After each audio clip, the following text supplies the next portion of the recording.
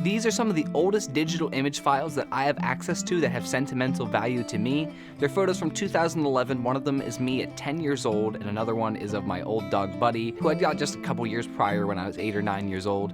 But just in this past year, 2023, Buddy actually passed away, and looking at these old photos, it made me think about the importance of documenting things just at any moment in time, and how people have seemed to have forgotten about that importance. The part of the reason that some of these oldest photos that I have access to are only from 2011 is because I come from a pretty rather not tech-savvy family. I'm one of the only people who understands cameras and computers in any sort of capacity. Not that I'm even a computer whiz by any stretch of the means, but you can imagine I'm the dedicated IT tech guy. Anytime my family members, my aunt needs help setting up her TV or something, I'm always the person on call.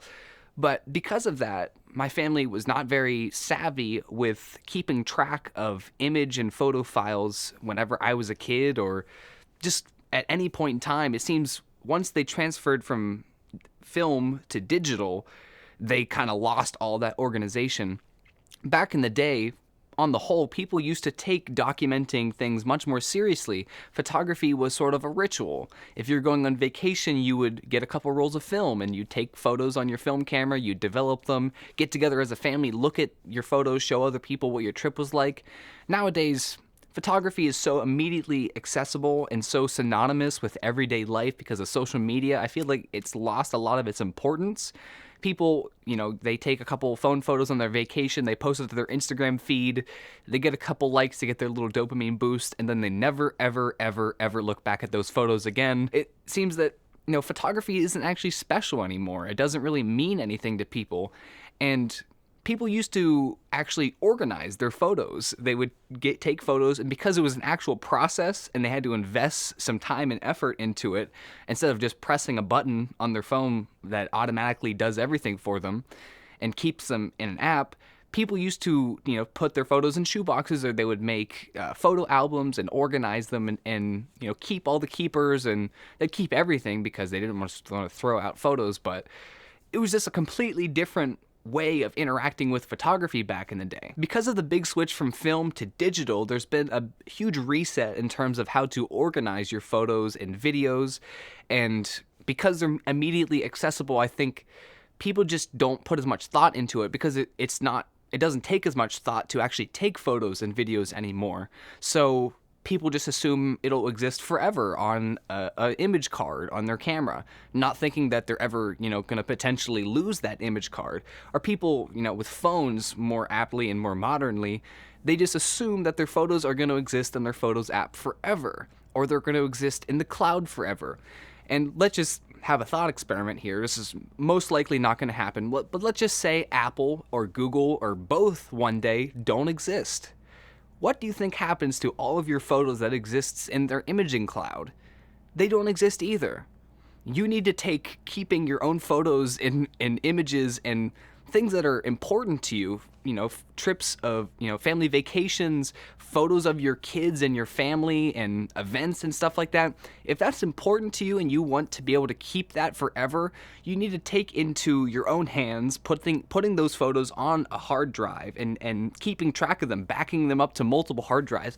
That's the modern day version of making photo albums, of putting your photos in a shoebox.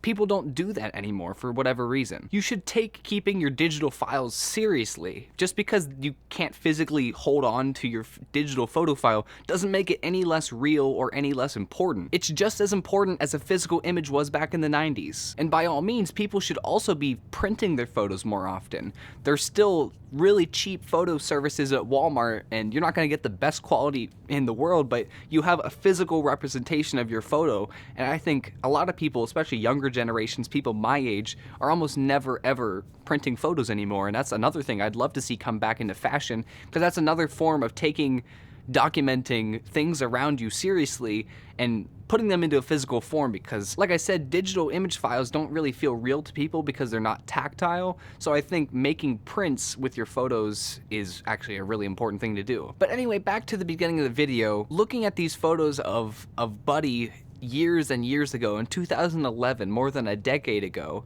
it was just interesting to think that 10 years later is whenever I would start getting into photography, and there's a huge gap between photos of Buddy whenever he was essentially a puppy in those old photos to him being an old dog in these new photos. And I really documented, honestly, the end of his life.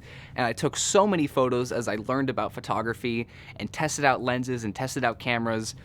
I grew as a photographer with Buddy and my other dog Ace, once I got Ace, as my subjects, and probably the most commonly photographed thing by me thus far in my photographic career. And looking back, even though originally I was taking these photos just to test out these lenses and get better at photography, it's really great that I took seriously organizing these files, so I was able to go back and find every photo of Buddy on my hard drive, and I can remember the kind of dog that he was, what he looked like exactly, and the things we used to do together, going on walks in the morning. It's really great to be able to have that. Another sentimental thing to me is there's a barn right next to my house, and that barn was built in the late 1700s, maybe the 1800s, but it's a very old barn, over 100 years old, maybe even over 200 years old. This barn is made out of wood. It's completely unsafe to walk in at this point, but it's a relic from centuries ago. It's a super cool thing that exists, and I've taken obviously lots of photos of this barn. It's been in the background of different photo projects of mine. But on the road that I live on, they want to expand the road on either side, and in order to do that, they want to demolish this old barn that has been a part of history for so long. So I'm really appreciative that I have all of these photos of the barn, so it still hasn't been torn down yet, but one day it will be torn down. Or it'll fall, eventually it's going to be gone no matter what, whether they take it out to expand the road or not. So having this documentation of it in, whatever year I took these photos, 2021, 2022, 2023, it's really nice to have this documentation. Even just, wherever you live, regardless of how small of a town it is, I see photos online of where I live, which is State College, PA. People putting photos up from the 1800s of State College, PA, and people are fascinated by that. I mean, photography is a lot more popular nowadays, but you could just think that you could take a photo in the year 2024, and hundreds of years from now, maybe somebody will look back on that, and your photo will be the most accurate representation of what it was like to live in your area at your time. So photography gives you the power to tell your story and show your life and document things from your perspective. And I think people should harness that power more so and do it a lot more actively than just taking photos on their phone that they never do anything with. I think, taking photos, not just taking images, but making images, being really specific about your composition, about your settings, achieving creative looks, taking what's in your head and making it a reality with your photography, and then editing your photos, that's another thing to take it more seriously. I think all these things are super important, but I hope I've made a couple points that resonate with you, and I hope that if you are a kind of person that just kind of takes photos on your phone and they just kind of exist there forever, or maybe you even had an old phone where your all your photos are on this one imaging account, but then you forget the password and then you lose years of photos that were important to you. I implore you to, even if you don't get a real camera, just take the photos that are on your phone and be serious about organizing them on a hard drive so you can actually access them forever. The final thing I want to say is the actual oldest photo and video files that I have access to are from my grandmother's camera. Come